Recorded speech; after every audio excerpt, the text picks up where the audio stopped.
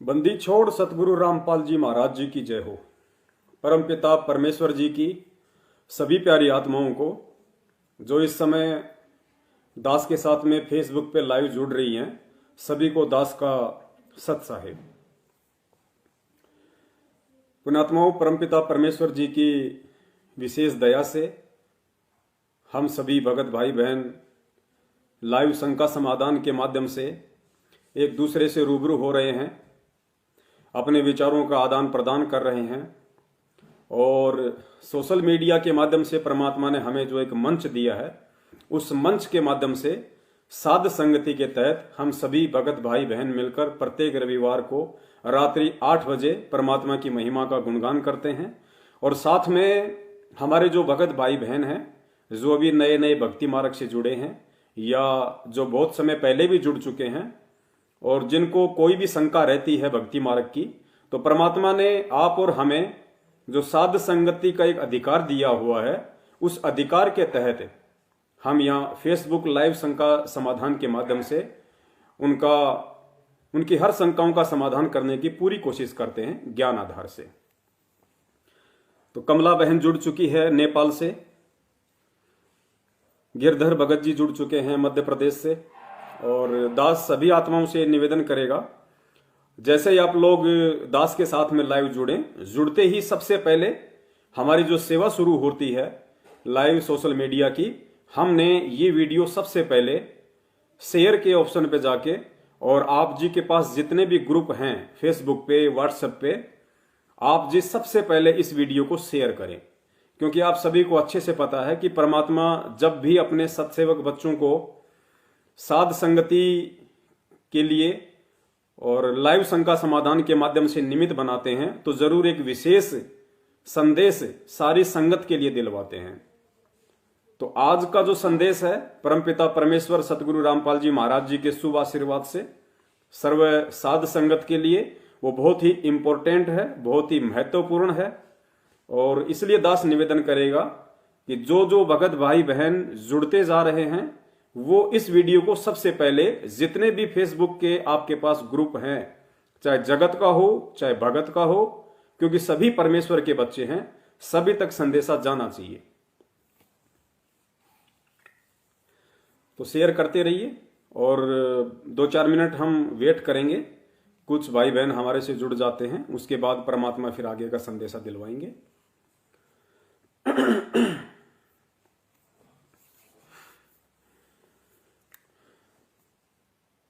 पुण्यात्माओं, आज Facebook live शंका समाधान का हमारा जो विषय था वो भक्ति मार्ग में शारीरिक संबंधों को लेकर था। उससे पहले परमात्मा ने दया करी, एक भगत भाई ने जिनका नाम नरेश चंद्र आर्य जी हैं, जींद हरियाणा से हैं, उन्होंने दास को एक पैम्पलेट भेजा और इस पैम्पलेट के माध्यम से एक संदेशा आज भगत समाज को देना अति अनिवार्य हो गया है, क्योंकि आप सबको अच्छे से पता है कि जिस प्रकार वर्तमान की जो परिस्थितियां हैं देश दुनिया की, वो कितनी बिगड़ी हुई हैं। हमारे भारत देश में जो किसान आंदोलन चल रहा है, आप सभी अच्छे से वाकिफ हैं, और ये खाली भारत का ही किसान आंदोलन नहीं रहा, अब ये विश्वव्यापी हो चुका है। अनेक देशों में जो एनआरआई रहते हैं वो सभी इस प्रोटेस्ट का समर्थन कर रहे हैं। क्यों? क्योंकि किसान अपने हक की लड़ाई लड़ रहे हैं, सच की लड़ाई लड़ रहे हैं।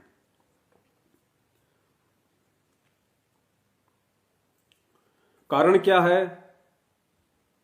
दास थोड़ा सा उस कारण पे जाना चाहेगा। हालांकि मेरा विषय इस लाइव शंका समाधान में किसान आंदोलन नहीं है, लेकिन इस किसान आंदोलन से जुड़ा हुआ फिर हमारा संदेश है। अगर यहां पे इस किसान आंदोलन का थोड़ा सा जिक्र नहीं किया, तो परमात्मा दास को निमित्त बना के जो संदेशा आज संगत तक दिलवाना चाहते हैं वो अधूरा रह जाएगा।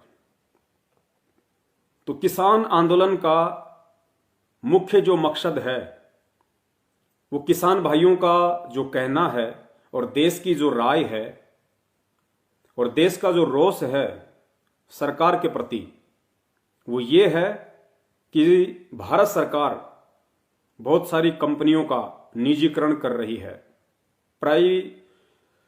बहुत सारी कंपनियों को उन्होंने प्राइवेट कर दिया है।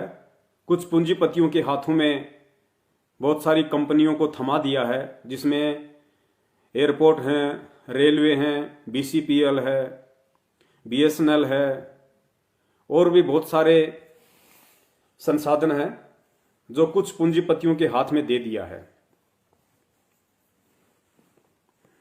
मुनाफे के लिए। उसको लेके पूरे देश में किसान आंदोलन के माध्यम से रोष है कि ऐसा क्यों किया, आम जनता से पूछे बिना ध्वनि मत से अध्यादेश पारित कर दिया। ऐसी क्या जल्दी थी, क्या जबरदस्ती थी? ना किसानों से पूछा, ना किसान यूनियन से पूछा, ना विपक्ष से पूछा, और सरकार ने चुपचाप ध्वनि मत से अध्यादेश को पारित कर दिया संसद का सत्र बुला के। तो उसको लेके पूरे देश में किसान आंदोलन है और जनता का यही रोष है कि देश की संपत्ति को बेचा जा रहा है पूंजीपतियों के हाथों में अपने मुनाफे के लिए। तो पुण्यात्माओं, ठीक यही स्थिति परम पूज्य सतगुरु रामपाल जी महाराज जी के इस सत भक्ति मार्ग में भी आ चुकी है। वैसे तो हम सत्सेवक पिछले 5 वर्षों से संगत को आगाह कर रहे हैं, संगत को जगा रहे हैं कि भाई कुंभकर्ण की तरह इतना सोना भी ठीक नहीं है। सतलोक आश्रम मैनेजमेंट हरियाणा तुम्हें पैसे से तो लूट ही रहा है, साथ में भक्ति से भी लूट रहा है। गुरुजी की जमानत के नाम पे, वकीलों के नाम पे, टीवी चैनलों पे सत्संग चलाने के नाम पे, पुस्तकों के नाम पे, जमानत पे जो भगत हैं या जो भगत जेल में हैं उनके परिवार वालों की सहायता के नाम पे, पता नहीं किन किन तरीकों से इन लोगों ने ज्योति, पाठ, दान, दसवांश गुरुजी के नाम की आड़ में जमकर संगत को पिछले 5 वर्षों से सतलोक आश्रम मैनेजमेंट हरियाणा ने लूटा है। अब इन्होंने एक नया ड्रामा शुरू कर दिया। पुण्यात्माओं, दास को कहते हुए शर्म आ रही है, बहुत ज्यादा शर्म आ रही है। तो सोचो सुनने वाले को क्या शर्म आएगी। अब इन्होंने ऐसा घटिया काम कर दिया, इतने घटिया स्तर पर ये सतलोक आश्रम मैनेजमेंट हरियाणा वाले और गुरुजी के बेटा बेटी, उनकी पत्नी, उनके रिश्तेदार उस घटिया स्तर पर उतर आए हैं कि जिसका जिक्र भी दास करता है तो शर्म आती है। आप में से बहुत सारे भगत भाइयों ने देखा भी होगा, सुना भी होगा, यूट्यूब पे भी वीडियो देखे होंगे। ये गुरमीत राम रहीम जी जो वर्तमान में रोहतक की सुनारिया जेल में हैं, उनके पंथ में क्या होता था? उनका जो मैनेजमेंट था वो क्या करता था कि आश्रम के अंदर जो खेतीबाड़ी होती थी, सब्जियां होती थी, फल फ्रूट होते थे, तो वो क्या करते थे, 1-1 किलो बैंगन, 1-1 किलो गोभी, 1-1 किलो आम एक थैली में पैक करते थे और फिर ये कह के वो 1 किलो सब्जी संगत में 2-2 हजार रुपए में बेची जाती थी कि इसको गुरुदेव ने हाथ लगा दिया, इस बैंगन को गुरुदेव ने आशीर्वाद दे दिया, इस फल को गुरुदेव ने चखा है। और वो 1-1 फ्रूट 500-500 रुपए में, 1000-1000 रुपए में भोली संगत को दिया जाता था और श्रद्धालु उसे लिया करते थे। अब इसमें गलती उन श्रद्धालुओं की नहीं थी, इसमें गलती उस मैनेजमेंट की थी, क्योंकि मैनेजमेंट का मकसद उस बैंगन के माध्यम से संगत को आशीर्वाद दिलवाना नहीं था या संगत को कोई पुण्य दिलवाना नहीं था। उनका काम था भक्ति के नाम पे, उस बैंगन के नाम पे संगत से ज्यादा पैसा वसूल करना। उस मार्ग में वो घटिया कर्म हो सकता था, क्योंकि वो परमेश्वर का मार्ग नहीं था, वो भक्ति का मार्ग नहीं था। लेकिन वही की वही सारी क्रिया यदि इस यथार्थ 13वें कबीर पंथ में, परम पूज्य सतगुरु रामपाल जी महाराज जी के पंथ में शुरू हो जाए, तो फिर आप उसे क्या कहेंगे? ये डूब के मरने की बात है संगत के लिए। अब वो क्या कर्म किया इन लोगों ने, दास आपको दिखा देगा। ये आज 20/12/2020 यानी 20 दिसंबर 2020 का एक पीला पर्चा पैम्पलेट है, और उम्मीद करता हूं आप लोगों तक भी पहुंच गया होगा, और नहीं पहुंचा है तो कल तक संगत में पहुंच जाएगा। क्योंकि सतलोक आश्रम मैनेजमेंट हरियाणा को अब अच्छे से पता है, उनको आभास हो चुका है कि संगत ने जितना मूर्ख बनना था, संगत उतनी मूर्ख बन चुकी है। अब इससे ज्यादा इनको उम्मीद नहीं है। और मूर्ख भी 90% वो लोग ज्यादा बने हैं जो सन 2014 से पहले नाम दीक्षित थे। सन 2014 के बाद भले ही संगत ने फर्जी नामदान केंद्रों से नाम दीक्षा ली हो, लेकिन 2014 के बाद जुड़ने वाली आत्माएं 2014 से पहले वालों की तरह मूर्ख नहीं है। आज वो पुण्यात्माएं हर चीज को समझती हैं, सोचती हैं, और परमेश्वर ने जो ज्ञान दिया है, जो तत्व ज्ञान रूपी तराजू दिया है, उस तराजू में कोई भी आदेश यदि इन मनवस लोगों का, सतलोक आश्रम मैनेजमेंट हरियाणा वालों का आता है, उसको पहले परमेश्वर के ज्ञान आधार से उस तत्व ज्ञान रूपी तराजू में तोल के देखती हैं कि सतलोक आश्रम मैनेजमेंट हरियाणा के द्वारा जो पीला पर्चा आया है, जो ऑडियो आई है, जो एसएमएस आया है, जो तानाशाही फरमान आया है, क्या वो सतगुरुदेव जी के सत्संगों से मैच करता है या नहीं। उसके बाद सन 2014 के बाद से जुड़ने वाली आत्माएं भक्ति मार्ग का फैसला लेती हैं कि वाकई ये आदेश गुरु जी के ज्ञान आधार से है या नहीं है, हमने इस आदेश की पालना करनी है या नहीं करनी है। और ऊपर से परमात्मा ने सत्सेवकों को निमित्त बना के पिछले 3 महीने से जो लाइव शंका समाधान का प्रोग्राम चलवाया है, शंका समाधान नाम से सैकड़ों यूट्यूब पे चैनल खुलवाए हैं, इन दोनों बातों का मिला जुला असर संगत पे इस कदर हो गया है कि अब सतलोक आश्रम मैनेजमेंट हरियाणा को लगा कि अब संगत दान के नाम पर ज्यादा लुटने वाली नहीं है। अब हम संगत को गुरु जी की जमानत के नाम पे, ज्योति के नाम पे, पाठ के नाम पे, इन चीजों के नाम पे अब हम संगत को मूर्ख नहीं बना सकते। तो इन्होंने एक और घटिया सिस्टम अपना लिया जो कभी राम रहीम जी के पंथ में था, आलू टमाटर बैंगन बेचने का, गुरुजी का आदेश बता के। तो ये जो पीला पर्चा है, ये उसी आलू टमाटर और बैंगन वाली स्कीम का एक हिस्सा है जो इन काल एजेंट सतलोक आश्रम मैनेजमेंट हरियाणा वालों ने अपनाया है। पुण्यात्मा, एक छोटी सी बात मैं आपको और कहना चाहूंगा। दास को अच्छे से पता है कि इस दुनिया में जितने भी पंथ चल रहे हैं, जितने भी इस दुनिया में धार्मिक संस्थाएं चल रही हैं, पाखंड उनमें भी है। उनमें तो कोरा पाखंड है, भक्ति तो है ही नहीं उनमें, वहां तो पाखंड है।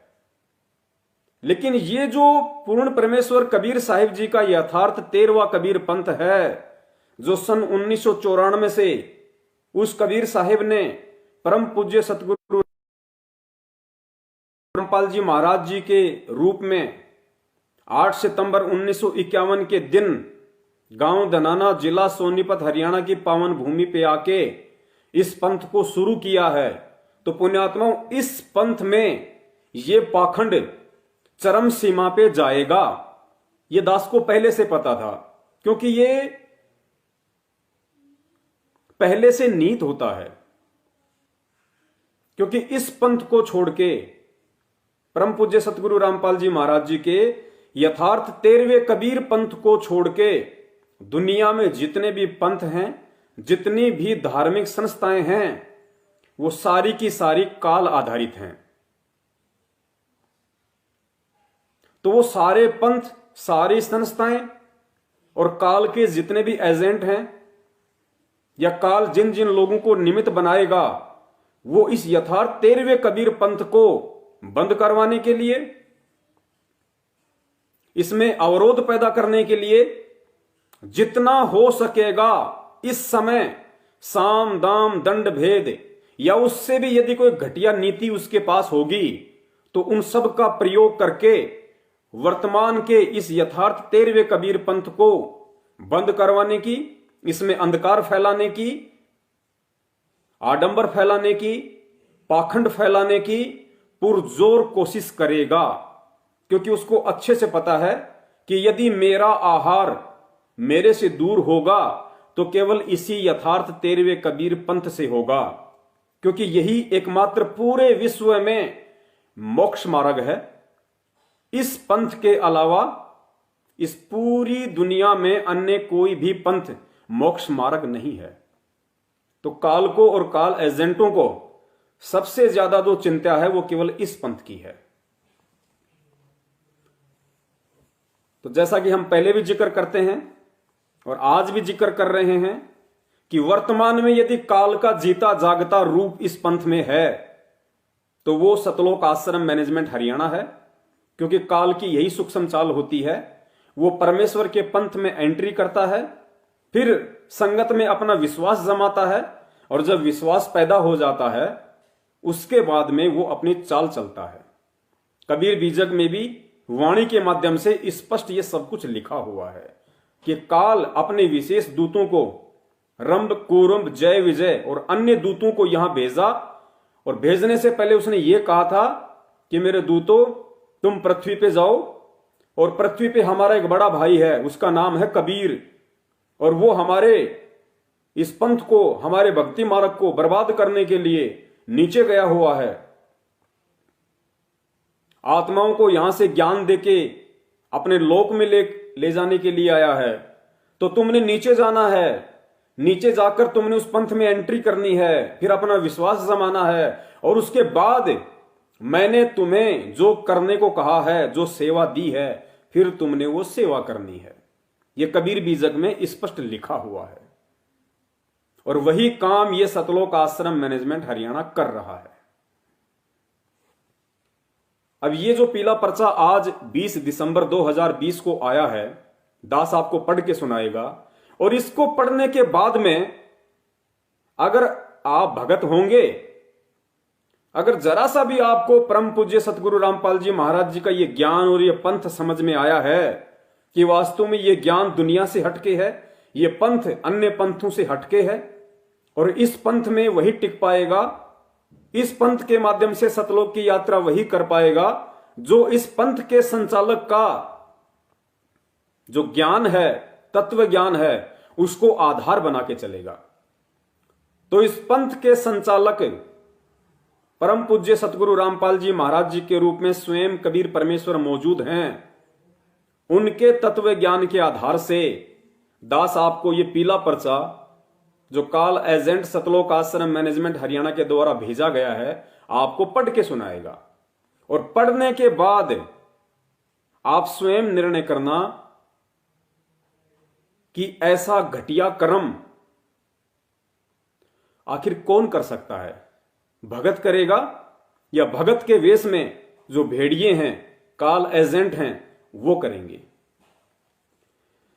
सत साहिब जय बंदी छोड़ की सतगुरुदेव जी की जय।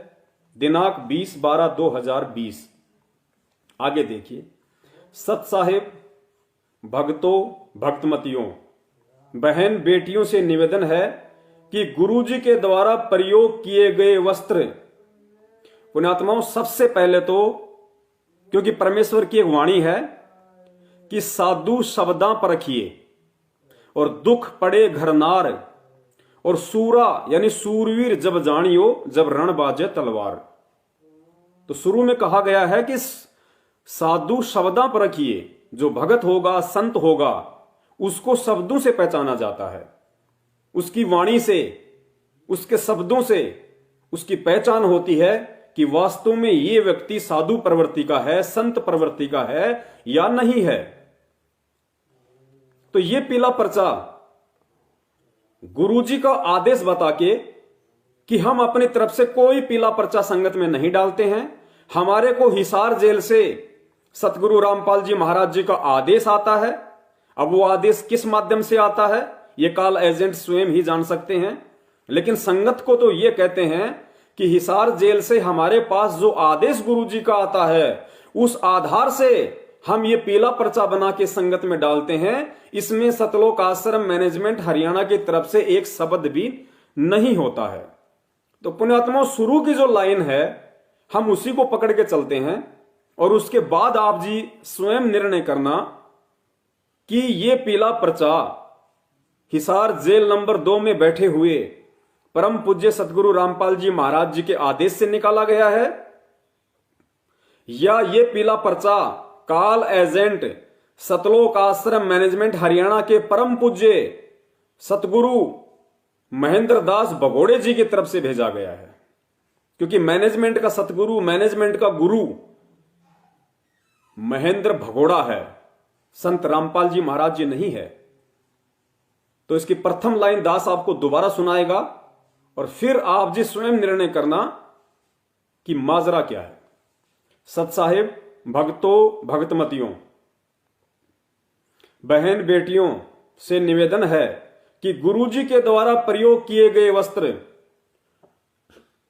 देखो पुण्यात्माओं, लिखने वाला कौन है? यह कह रहा है कि भक्तों, भक्तमतियों, बहन बेटियों से निवेदन है कि गुरुजी के द्वारा प्रयोग किए गए वस्त्र, यानी यह शब्द कहना कि गुरुजी के द्वारा प्रयोग किए गए वस्त्र, यानी बोलने वाला, लिखने वाला व्यक्ति अलग है, कोई भगत है, गुरुजी नहीं है। वरना गुरुजी ये नहीं कहेंगे कि गुरुजी के द्वारा प्रयोग किए गए वस्त्र। अगर परम पूज्य सतगुरु रामपाल जी महाराज जी ने हिसार जेल से लिख के दिया होता या आदेश दिया होता तो गुरुदेव ये कहते कि मेरे द्वारा, मुझ रामपाल दास के द्वारा प्रयोग किए गए वस्त्र।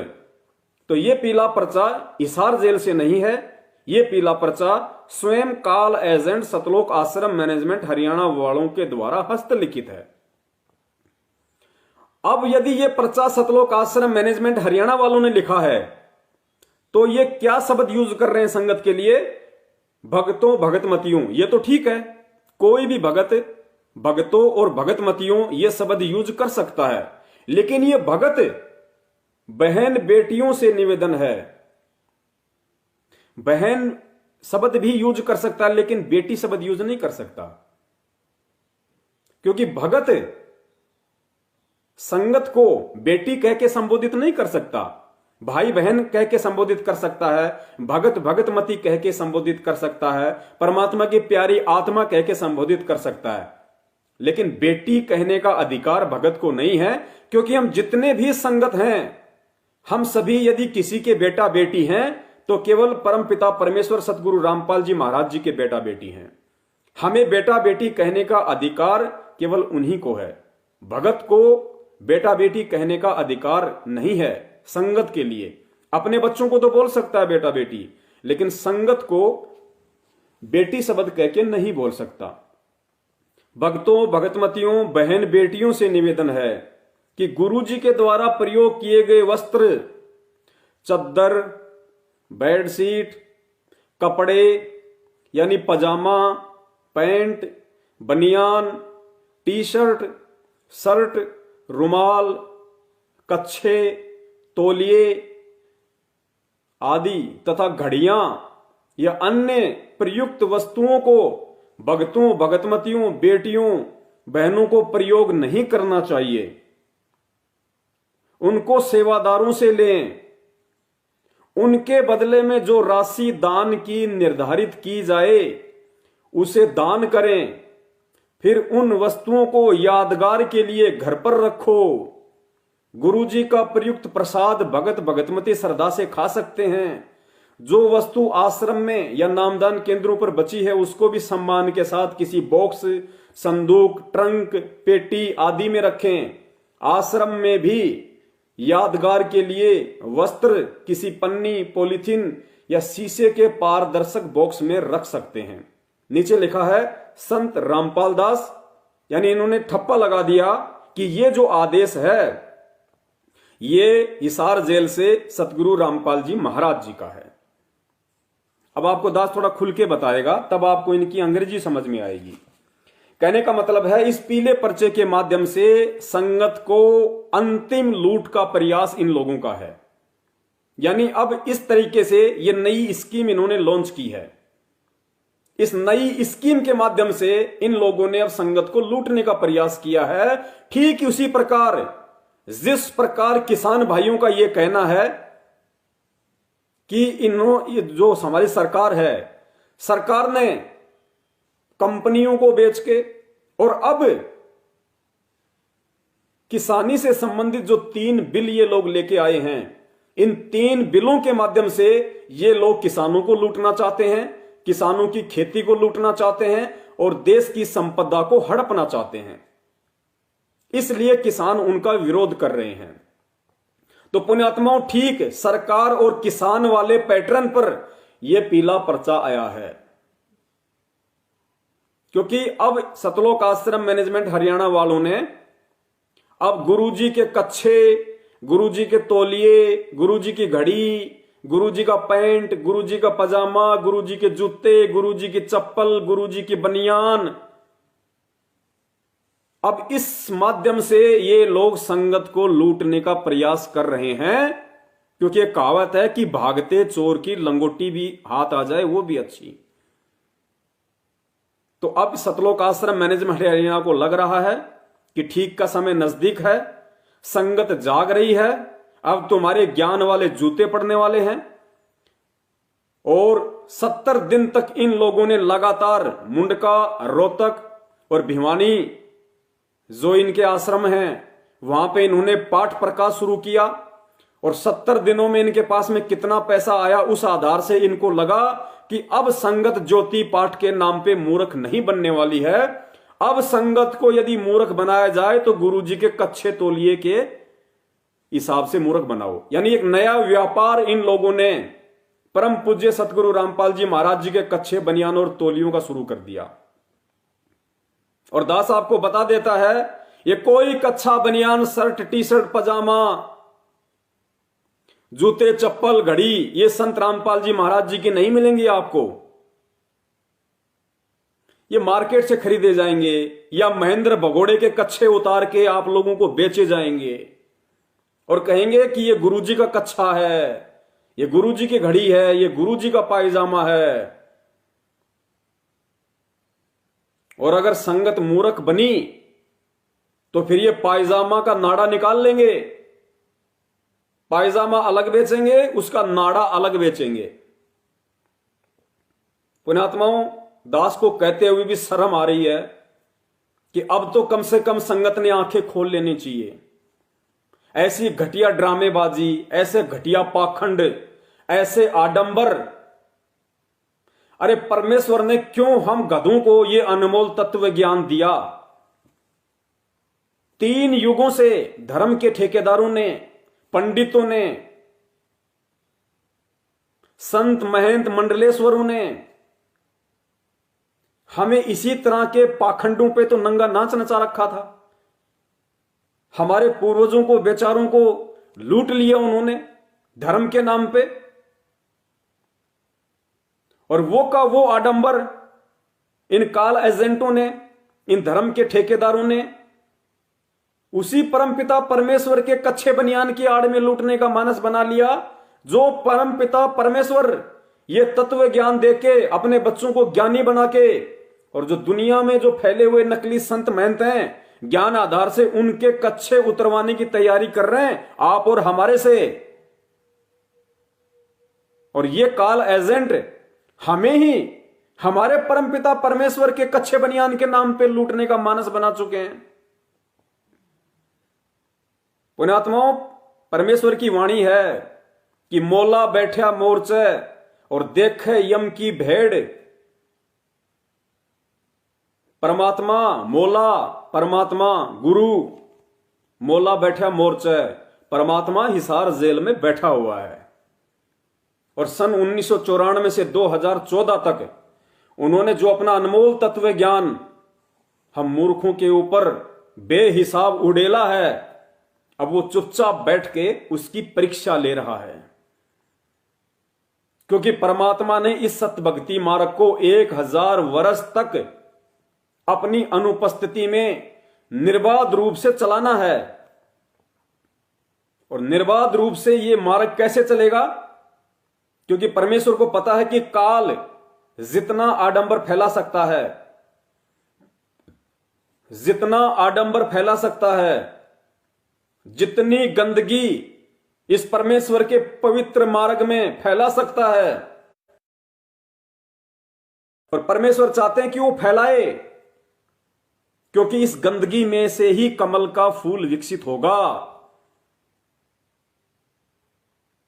इस पाखंड का विरोध, इस पाखंड को समझ के जो ज्ञानी भगत होगा, जो परमेश्वर के ज्ञान को आधार बना के इस मार्ग से जुड़ा होगा, वो निर्णय करेगा कि मेरे परमपिता परमेश्वर ने मुझे क्या ज्ञान दिया, सत्संगों में मुझे क्या सिखाया, और आज उन्हीं के नाम की आड़ में उनके सत्संगों के विपरीत मेरे से कैसे कैसे घटिया कुकर्म करवाए जा रहे हैं।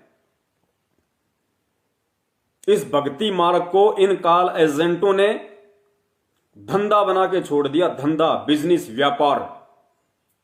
अब इस व्यापार में इन व्यापारियों का, इन धर्म के ठेकेदारों का कौन कौन मंद बुद्धि साथ देना चाहता है, वो अपना निर्णय स्वयं कर दे। पुण्यात्माओं, आज जो ये पीला पर्चा आया है, इससे घटिया पर्चा आज से पहले कभी नहीं आया। आज से पहले इन्होंने भक्तों की भक्ति और भक्तों का जो धन दान के नाम पे जो लूटा, इन्होंने राजनीतियां करवाई, आरक्षणों में शामिल करवाया, गुंडों की सीबीआई जांच करवाई, भक्तों का खून निकलवाया, देह दान करवाया, लेकिन उन सब से घटिया कर्म इन्होंने आज किया है। गुरु जी के कच्चे बनियान का व्यापार, बिजनेस। पुण्यात्माओं, परमात्मा ने एक सत्संग में कहा था कि बच्चों, मोक्ष परमात्मा के दर्शनों से नहीं होता है। कोई ये सोचे कि हम परमात्मा के दर्शन कर लेंगे या परमात्मा के दर्शन ज्यादा से ज्यादा करेंगे तो हमारा मोक्ष अति शीघ्र हो जाएगा। गुरुदेव ने कहा कि मोक्ष परमात्मा के दर्शनों से नहीं होता। साधु दर्श का एक अलग लाभ है, लेकिन मोक्ष होगा उस परमात्मा के द्वारा जो सत भक्ति दी गई है, जो सत मंत्र दिए गए हैं, मर्यादा में रह के विधिवत तरीके से उनका जाप करने से मोक्ष होगा। अगर दर्शन मात्र से ही मोक्ष होना होता तो गुरुदेव ने बताया कि 650 साल पहले 1398 से 1518 120 वर्ष तक परमात्मा इसी धरती पे थे, और रात दिन हम ही थे वो नालायक जो उस समय ना परमात्मा को समझ पाए ना भक्ति को समझ पाए। रात दिन हम परमात्मा के दर्शन किया करते थे, उनके चरणों में बैठे रहा करते थे। गुरुदेव ने कहा कि एक भी पार नहीं हुआ। तो पुण्यात्माओं, विचार करो, जब परमात्मा के दर्शनों से पार नहीं हुआ जा सकता तो परमात्मा के कच्चे बनियान के दर्शन करने से क्या पार हो जाओगे? परमात्मा का कच्चा आपको पार कर देगा? ये कह रहे हैं कि जो राशि आपको नामदान केंद्र पे या कोऑर्डिनेटर निर्धारित करके बताएंगे कि हम सतलोक आश्रम मैनेजमेंट हरियाणा वालों ने संगत के लिए परमात्मा के कच्छे की बोली कितने रुपए की लगाई है, परमात्मा की बनियान की बोली कितने रुपए की लगाई है, परमात्मा की चप्पलों की बोली कितने रुपए की लगाई है, उससे कम में कोई नहीं खरीदेगा। और ना ही कोई नामदान केंद्र वाला जो बोली हम लोगों ने लगा दी परमात्मा के कच्छे की, बनियान की, उससे नीचे में ना कोई देगा।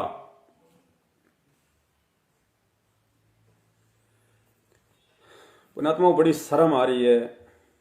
आज हमारा विषय कुछ और था और बीच में आज इन काल एजेंटों ने नया संदेशा डाल दिया पीले पर्चे के रूप में।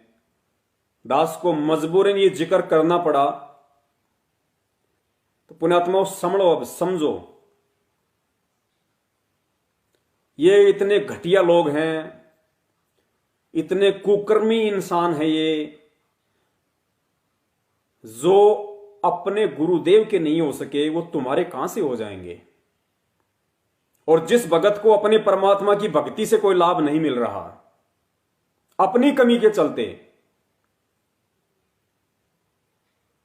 जिसको परमात्मा की भक्ति से लाभ नहीं मिल रहा, परमात्मा के मंत्रों से लाभ नहीं मिल रहा, परमात्मा के दर्शनों से लाभ नहीं मिल रहा, वो भगत अपना स्वयं विचार कर ले, उसको परमात्मा के कच्चे बनियान से कहां लाभ मिल जाएगा।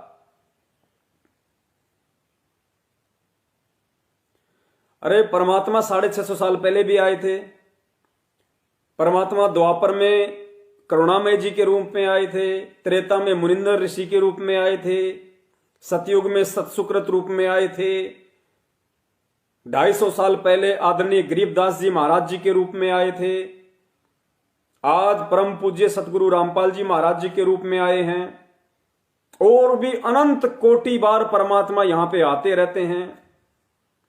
क्या परमात्मा ने आज से पहले अपने कच्चे बनियान अपने भक्तों को दिए कि बेटा ये ले मेरा कच्छा, ये ले मेरी बनियान, ये ले मेरी घड़ी, एक शीशे का बॉक्स बनवा ले, उस बॉक्स में मेरे कच्छे को प्रदर्शनी के रूप में रख लेना, सुबह उठते मेरे कच्छे के दर्शन करना, मेरी बनियान के दर्शन करना।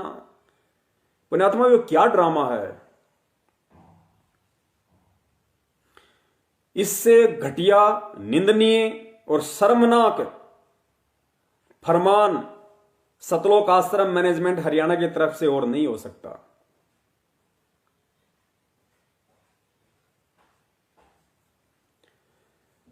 पुण्यात्मा, डूब के मरने की बात है उन लोगों के लिए जो सत्सेवकों के द्वारा इतने संदेशे देने के बाद भी आंख बंद करके बैठे हुए हैं।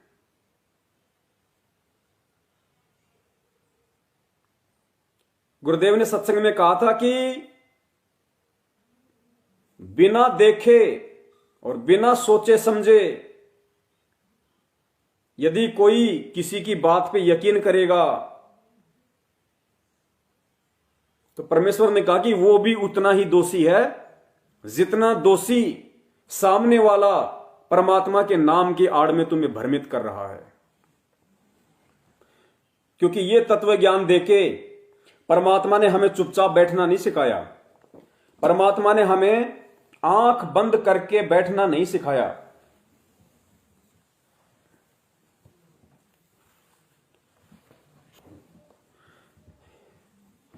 तो पुण्यात्माओं, वह विचार कर लेना। ये जिक्र करना दास ने थोड़ा जरूरी था, इसलिए दास ने कर दिया। बाकी ये घोर घटिया काम है, घोर निंदनीय काम है ये। फिर उन नकली संतों में, नकली पंथों में, नकली संत महंत मंडलेश्वर शंकराचार्यों में क्या अंतर। इन्होंने कहीं का नहीं छोड़ा। देखो काल भगवान ने किस कदर इस मार्ग को गंदा करने के लिए रोड़ा अटकाया है। जिस मार्ग में राजनीति का कोई लेना देना नहीं, उस मार्ग में ठोक के राजनीति करवा दी भक्तों से, और 70% अंध भगत उस राजनीति का हिस्सा बन बैठे। जातिगत आंदोलनों में बैठा दिया, कुपात्रों को करोड़ों में दान दिलवा दिया उन धरनों पे, प्रदर्शनों पे, और अब परमात्मा के कच्चे बनियान तक का धंधा करवा दिया। पुण्यात्मा, अगर आंखें नहीं खोली ना तो ध्यान रखना, ये लोग तुम्हारे कच्चे बनियान उतार उतार के भी मार्केट में बेच देंगे, उनका भी धंधा करेंगे ये लोग। तुम्हारी बहन बेटियों का तो धंधा कर चुके ये लोग। परमेश्वर ने जो पवित्र रमेणी की पद्धति शुरू की थी, उसके क्या नियम थे, क्या उसका सिस्टम था, उन सबको ताक में रख के इन गद्दारों ने मात्र 21,000 रुपए पाठ के चक्कर में किसी भी ऐरे गैरे के हाथों में भोले भगतों की बच्चियों को थमा दिया। कोई एक बच्चा पैदा करके छोड़ रहा है उसको, कोई 2 बच्चे पैदा करके छोड़ रहा है, कोई शादी के 10 दिन बाद में उस बेचारी को धक्के मार रहा है। और वो भक्ति छोड़ रहे हैं कि हमने तो भगत सोच के रमणी की थी हमारी बच्ची की।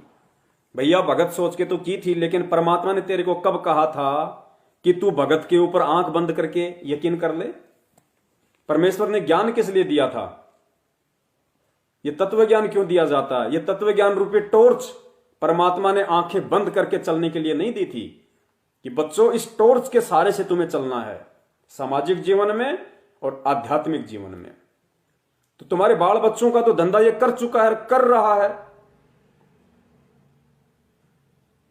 और तुम्हारे अपने शरीर का इन्होंने धंधा कर लिया।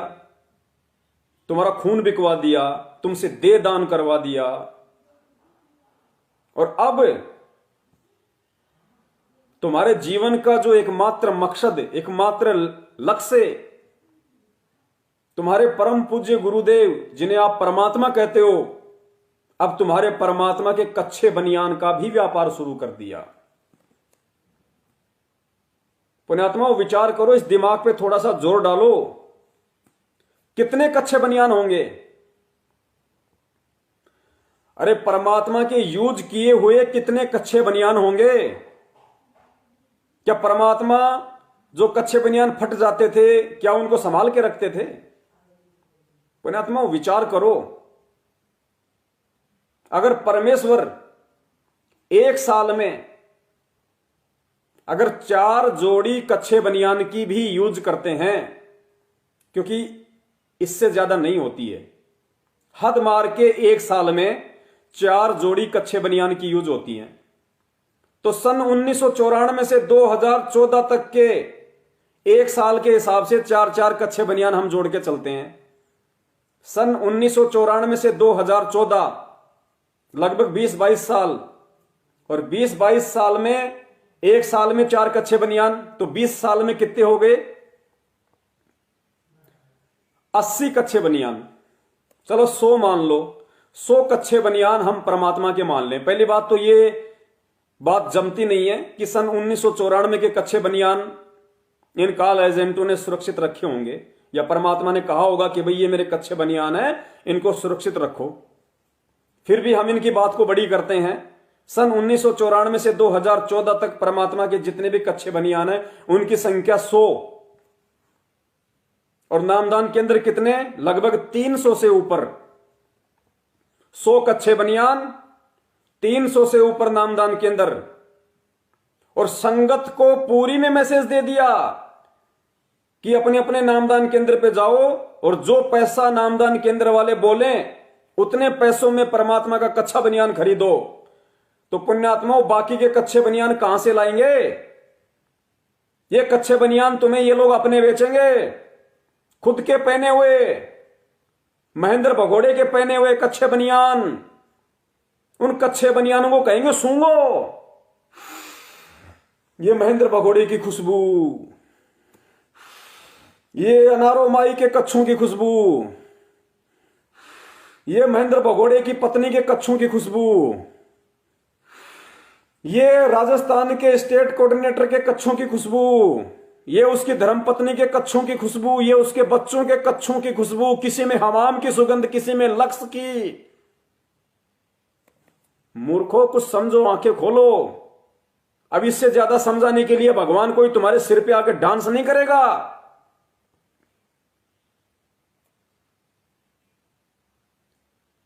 यह संगत की कमजोरी का नतीजा है, यह संगत की मूर्खता और अज्ञानता का नतीजा है, यह संगत की चुप्पी का नतीजा है, जो आज ये काल एजेंट सतलोक आश्रम मैनेजमेंट हरियाणा वाले तुम्हारे सिर पे बैठ के और महेंद्र भगोड़े के कच्चे तुम्हें सूंघाने के लिए आतुर हो गए। अब सूंघो उस भगोड़े के कच्चे, और ध्यान रखना, जो जो आदमी उस महेंद्र भगोड़े का कच्चा नहीं सूंघेगा और ये नहीं कहेगा कि हां इसमें तो बहुत अच्छी खुशबू आ रही है, अगर ये कह दिया कि इसमें खुशबू नहीं आ रही भाई, उसका नामखंड हो जाएगा जो ये कहेगा कि भाई इस कच्छे में खुशबू नहीं आ रही। डूब मरो भाई, डूब मरो। अब ये पीला पर्चा फेसबुक पे भी जाएगा, व्हाट्सएप पे भी जाएगा, ट्विटर पे भी जाएगा, और इन कच्छों की खुशबू को जब दुनिया सूंघेगी तो धिक्कारेगी संगत को कि गधो, तुम दुनिया को तो क्या मैसेज देते हो और खुद तुम गद्दारों के कच्छे सूंघते फिर रहे हो। पुण्यात्माओं, ये सतलोक जाने के कारनामे नहीं है। लाख जन्म भी सतलोक नहीं जा सकते। वो परमात्मा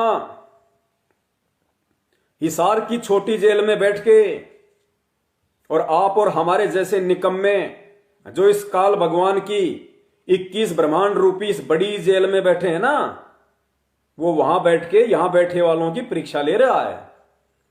वो यही देख रहा है कि ये काल एजेंट जो खुद मेरे परिवार में पैदा हुए हैं, ये इस भक्ति मार्ग को कितना अवरुद्ध कर सकते हैं, कितना पाखंड फैला सकते हैं, कितना आडंबर फैला सकते हैं। और ये संगत मेरे से इतना ज्ञान लेने के बाद भी ये कितनी मूर्ख बन सकती है, किस हद तक ये पाखंड में धंस सकती है। और यही नतीजा है, इसी मूर्खता का यह परिणाम है अकाल मौतें। इन काल एजेंटों के पीछे चलने वालों के ना घर में शांति है, ना उनके शरीर में कोई शांति है।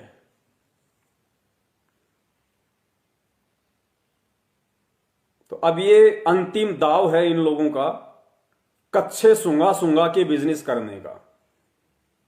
दास ने तो बता दिया, 100 से ज्यादा कच्छे बनियान परमात्मा के यदि हम मान के चलें कि 1994 वाले भी सुरक्षित हैं, तो 100 से ज्यादा नहीं हो सकते। और नामदान के अंदर 300, तो तुम्हें क्या बाबा जी का ठुल्लू देंगे? इस भेजे को खोल के और परमात्मा से अरदास करके, परमात्मा से प्रार्थना करके कि हे परमेश्वर, हम निकम्मों को सद्बुद्धि दो, हम इन काल एजेंटों की साजिशों को समझ सकें और अपनी भक्ति बचाओ, अपना धन बचाओ। वो महेंद्र भगोड़े का 15 रुपए का बदबूदार कच्छा तुम्हारे को 500 रुपए में बेचेंगे, 500 रुपए में स्प्रे मार मार के। ये देखो, मैंगो की सुगंध आ रही है, ये ऑरेंज फ्लेवर है, ये बनाना फ्लेवर है, ये पाइनएप्पल फ्लेवर है। लो लो भगत जी, अरे अरे भगत जी, सूंघो सूंघो, देखो देखो देखो कितनी अच्छी सुगंध आ रही है। अरे ये तो महेंद्र का कच्छा भाई, अरे भाई इसका तो 1000 रुपए लगेंगे। भाई डूब मरो भाई, डूब मरो। इससे ज्यादा घटिया, निंदनीय और शर्मनाक आदेश ना आज से पहले आया और ना ही कोई उम्मीद है। और संगत अगर अब भी इस पाखंड में धंसना चाहे तो भाई फिर संगत की अपनी मर्जी है। हम परमेश्वर के सत्सेवक हैं, हम परमेश्वर के निमित्त होके केवल संदेशा दे सकते हैं। कहते हैं ना कि घोड़े के आगे घास डाली जा सकती है, जबरदस्ती मुंह में नहीं ठूसी जा सकती। तो परमेश्वर हम जैसे तुच्छ जीवों को, सत्सेवकों को निमित्त बना के और ये संदेशे आप जीव तक पहुंचा रहे हैं कि अपना भक्ति धन बचा लो और ज्ञान को आधार बना के परमात्मा के चरणों में विशेष जगह बनाओ। मूर्खता दिखा के, इनके कच्छों में मुंह देके परमात्मा को शर्मिंदा मत करो। वो सतलोक का राजा, वो शहंशाह, सारी सृष्टि का मालिक, वो सतलोक के सुख छोड़ के और आप और हमारे जैसे निकम्मों के लिए 30-30 दिन का रिमांड सहन करता है।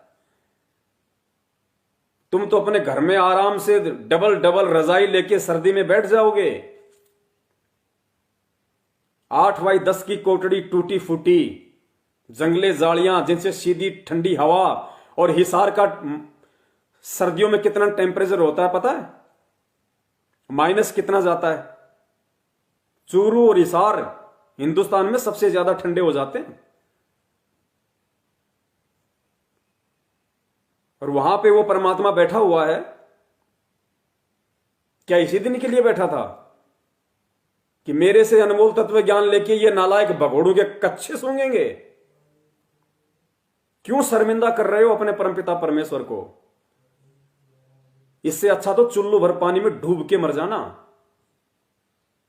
अगर तुम्हारी विरोध करने की स्थिति नहीं है, अगर तुम इतने कायर हो, इतने डरपोक हो, यदि इन काल एजेंटों का ज्ञान आधार से विरोध करने की भी तुम्हारी औकात नहीं है, तो कम से कम खुद तो संभल के चल लेना। खुद तो इनके पाखंड में मत आना, खुद तो इस आडंबर में पाव मत देना, वरना कल को दुनिया बोलने नहीं देगी। चलो पुण्यात्माओं, संदेशा देना था, परमात्मा ने दिलवा दिया। अब इससे ज्यादा संगत की मर्जी कितना ग्रहण करती है और कितना अमल करती है। कल को परमेश्वर ये नहीं कहे, कल को कोई ये नहीं कह सकता उस परमपिता परमेश्वर को कि परमात्मा हमें तो कोई बताने वाला नहीं था, हमें किसी ने बताया नहीं, हमें किसी ने संदेशा ही नहीं दिया, हमारे तक वो सच्चाई कभी पहुंची ही नहीं। इसलिए परमात्मा हम जैसों को निमित्त बनाते हैं